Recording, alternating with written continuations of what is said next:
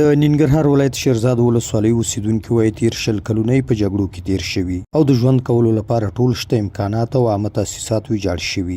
د ځایي خلکو په وینا بیرغونه معارف، روغتیا او نورو برخو کې له ستونزو سره لاس او ګریوان دي، ځکه د تیرې ادارې پر وخت یا د ولسوالۍ د جګړو لومړی کرښه پاتې شوې. دوی له مسؤلینو غواړي چې د شیرزاد ولسوالۍ په لرو پرتو کلیوالو سیمو کې دي ورته د معارف په برخه کې کار وشي او ښوونځي دي ورته ورغول شي.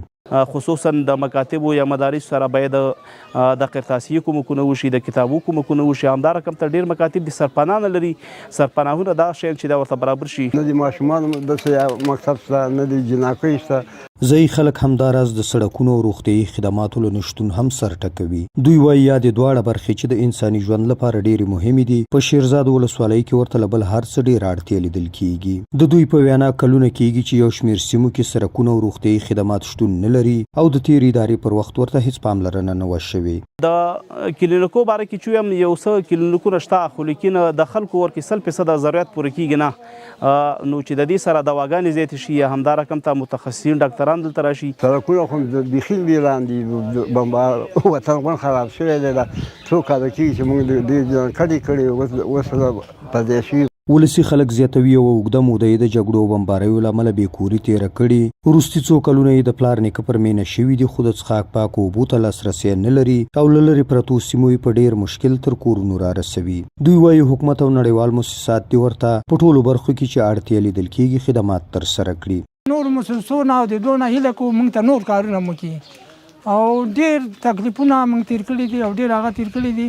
اوبه نه لرو، نه د خوړ بسکو کې په لاسګاډو کې اوبه راوړو او د پاکې اوبه موږ نه لرو او موږ سره دغه د اوبو کومک هم وشي. مسؤلین هم د خلکو ستونزې مني او وایي د حل په موخه یې له مرکزي حکومت د همکارۍ غوښتنه کړې. د شیرزاد ولسوال وایي که څه هم یادې ولسوالۍ ته په یو شمېر برخو کې پاملرنه شوې او ځینې پروژې عملي شوي، خو د خلکو اړتیاو ته په کتو بسنه نه کوي. دې ډاډ ورکوي چې په راتلونکي کې به د خدماتو لړۍ د مرکزي مسؤلینو په همکارۍ چټکوي او د خلکو غوښتنو ته به اولویت ورکوي.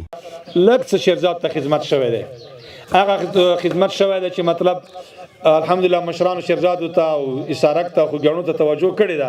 خو چونکې دا ډېر پخوانه په صفر درجه کې پاتې شوې ده، نو ډېر اشد ضرورت ورته لرو. موږ اوبو له ضرورت لرو چې پاکې اوبه ولرو. دغه سړکونه چې دي د کوڅو څخه یو مریض چې د کور نه راوباسو په دې کې وخت ضایع کېږي ورته، نو دا مشکلات هم لرو ورته.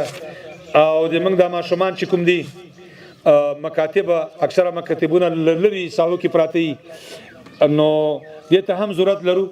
دا یوازې د شیرزاد ولسوالۍ خلک نه دي چې په تیرو شلو کلونو کې ترې جګړو هر څه تروړلي دي او له ستونزو سره لاس او ګریوان دي. ګڼې نورې هغه ولسوالۍ چې پخوا پکې د جګړو بټ ګرم ساتل کېده، اوسیدونکي په مختلفو برخو کې له ستونزو سره مخامخ دي او د همکاریو غوښتنه کوي. سحر ګل احساس، امید راډیو، ننګرهار.